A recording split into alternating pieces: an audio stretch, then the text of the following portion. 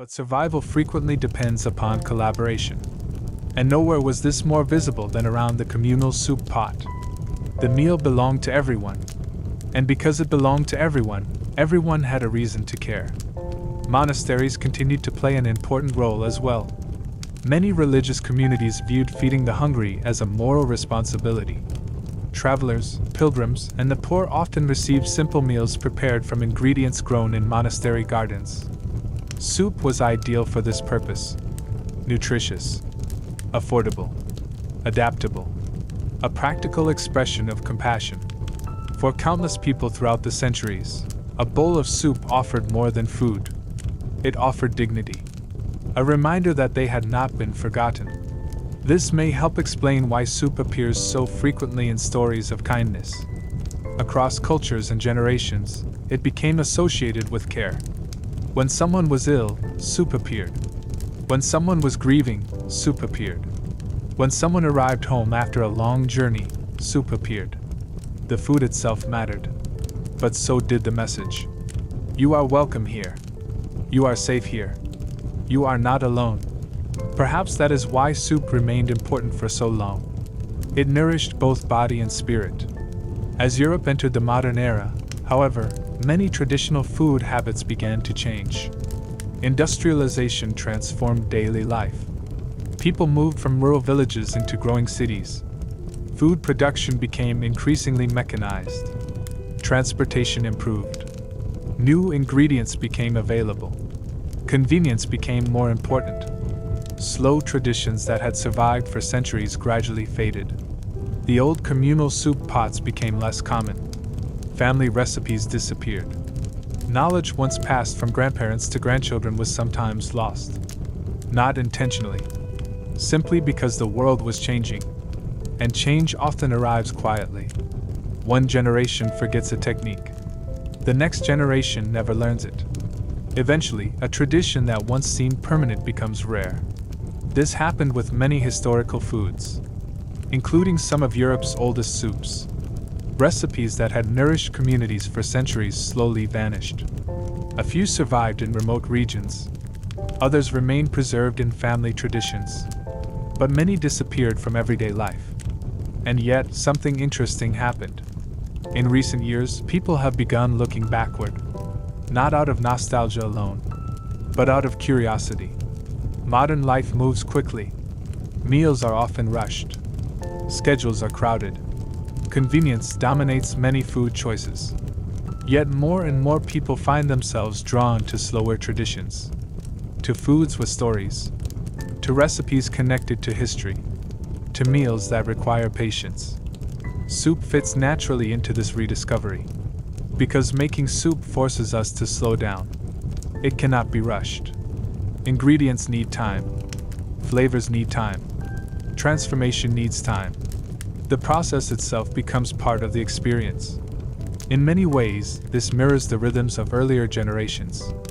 People who understood that meaningful things often develop gradually. Not instantly.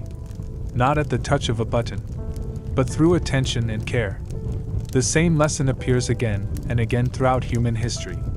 Whether baking bread, making cheese, growing crops, or preparing soup, patience creates results that speed often cannot replicate. This may be one reason traditional foods continue to resonate so deeply. They remind us of something modern life occasionally forgets.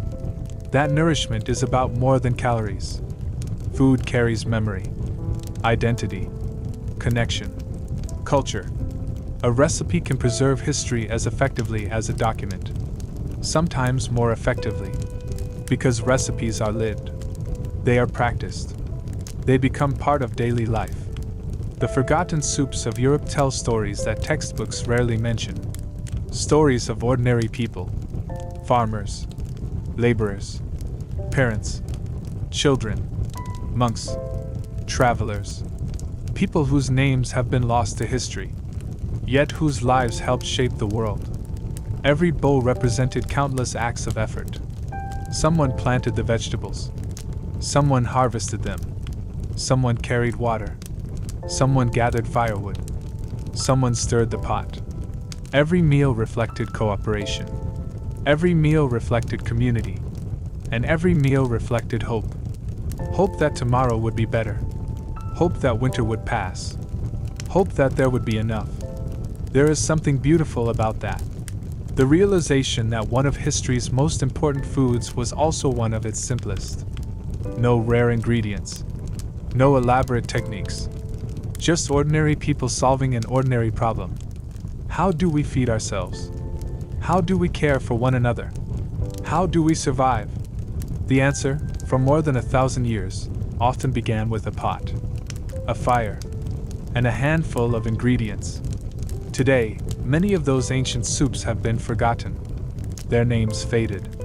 Their recipes changed. Their stories largely untold. Yet their legacy remains. Because they helped build communities, sustain populations, and carry generations through difficult times. The next time you see a bowl of soup resting quietly on a table, consider what it represents. Not merely food, but one of humanity's oldest acts of care. A tradition born from necessity, refined by experience, passed forward through centuries. A meal that asked for little, yet gave much. Warmth during cold seasons, comfort during difficult days, strength during uncertain times, and perhaps most importantly, a reminder that survival has never been a solitary achievement.